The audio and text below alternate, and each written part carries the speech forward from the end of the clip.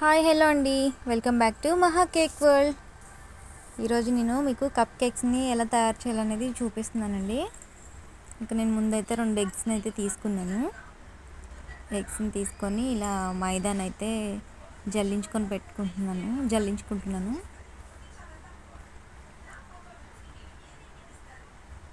ఈ వీడియోలో అయితే నేను ఎలా చేస్తున్నాను అనేది చూడండి.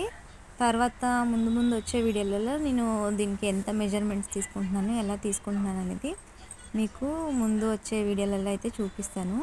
నా ఛానల్ని అయితే సబ్స్క్రైబ్ చేసుకోండి, లైక్ చేయండి, షేర్ చేయండి, కమెంట్ చేయండి. మీకు ఏమనిపిస్తుంది వీడియో గురించి, నా వీడియోస్ గురించి ఏమనిపిస్తుంది మీరు కమెంట్ చేసి చెప్తే నాకు కూడా తెలుస్తుంది కొంచెం.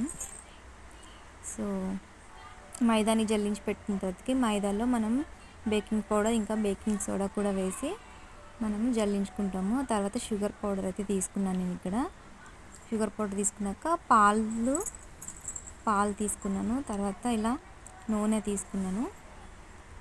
తర్వాత ఎగ్స్ని అయితే ఇలా బ్రేక్ చేసుకోవాలి. ఎగ్స్ బ్రేక్ చేసేటప్పుడు అందులో అవి షెల్స్ అయితే పడకుండా అయితే చూసుకోండి, అది కంపల్సరీ చూసుకోండి.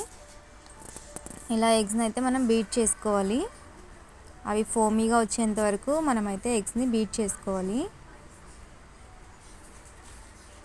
సో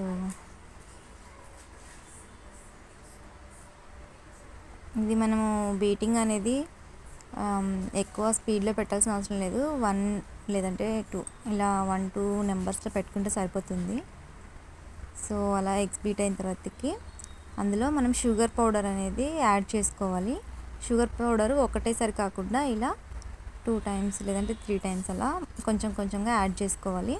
అప్పుడే అది ఉండలు లేకుండా మంచిగా కలుస్తుంది చక్కగా. సో ఇలా అంతా చక్కగా కలిపేసుకోవాలి. ఎంత మంచిగా బీట్ చేసుకొని ఎంత మంచిగా ఈవెన్గా అయితే కలుస్తుందో షుగర్ పౌడరు, అప్పుడు కేక్ కూడా అంత బాగుంటుంది. లేదంటే ఒకటే దగ్గర ఉండలుగా ఫామ్ అయిపోతుంది. సో అలా కాకుండా అంతా చక్కగా కలుపుకోవాలి. ఆ తర్వాత షుగర్ పౌడర్ అంతా కలుపుకున్న తర్వాతకి ఇందులో మనం జల్లించి పెట్టుకున్న డ్రై ఇంగ్రీడియంట్స్ అయితే వేసుకొని అది కొంచెం బీట్ చేసిన తర్వాతకి అందులో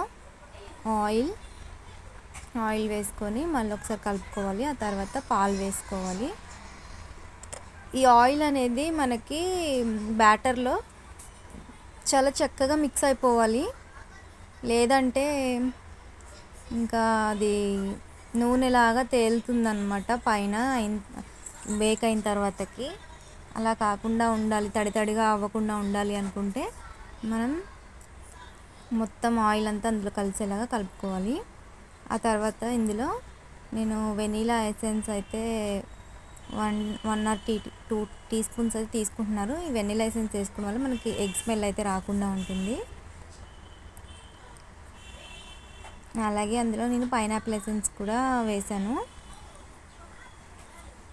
ఇవన్నీ మిక్స్ చేసుకున్న తర్వాత మనం పిండిని అయితే ఎక్కువసేపు అయితే బీట్ చేయకూడదు. ఎక్కువసేపు బీట్ చేస్తే పిండి హార్డ్ అయిపోతుంది. సాఫ్ట్గా ఉండాలి అంటే ఎక్కువసేపు బీట్ చేయకూడదు డ్రై ఇంగ్రీడియంట్స్ వేసిన తర్వాత. సో ఇలా బేకింగ్ ట్రేలోకి అయితే కప్ కేక్స్ మౌల్డ్లోకి ఇలా కప్ కేక్స్ లైనర్స్ అయితే వేసాను. లైనర్స్ వేసి ఆ బ్యాటర్ని అంతా ఒక గ్లాస్లోకి ఇలా ట్రాన్స్ఫర్ చేసుకుంటే ఈజీగా వేసుకోవచ్చు అనమాట. సో ఇలా కప్ కేక్స్లోకి వేసుకున్నాం. మనం కప్ కేక్స్లో వేసుకునేటప్పుడు హాఫ్ కంటే తక్కువ వేసుకోవాలి, అప్పుడు మనకు కరెక్ట్గా వస్తుంది. లేదంటే ఇంకా బయటికి పొంగిపోతుంది అనమాట. సో అలా బ్యాటర్ వేసుకున్న తర్వాతకి నేను ఇలా టూటీ ఫ్రూటీ వేస్తే టేస్ట్ బాగుంటాయి అని చెప్పి ఈ టూటీ ఫ్రూటీ అయితే వేస్తున్నాను కప్ కేక్స్లో. దీని ఇప్పుడు మనం ప్రీహీట్ చేసుకున్న ఓటీజీలో అయితే పెట్టేసి 180 degrees దగ్గర 20 minutes అయితే బేక్ చేసుకోవాలి. ఎగ్జాక్ట్గా 20 minutesలో అయితే మనకి కప్ కేక్స్ అనేవి తయారైపోయాయి. ఇలాగా చూస్తున్నారు కదా కప్ కేక్స్ ఎంత బాగున్నాయో చూడడానికి. చాలా పర్ఫెక్ట్గా అయితే బేక్ అయ్యాయి అవి.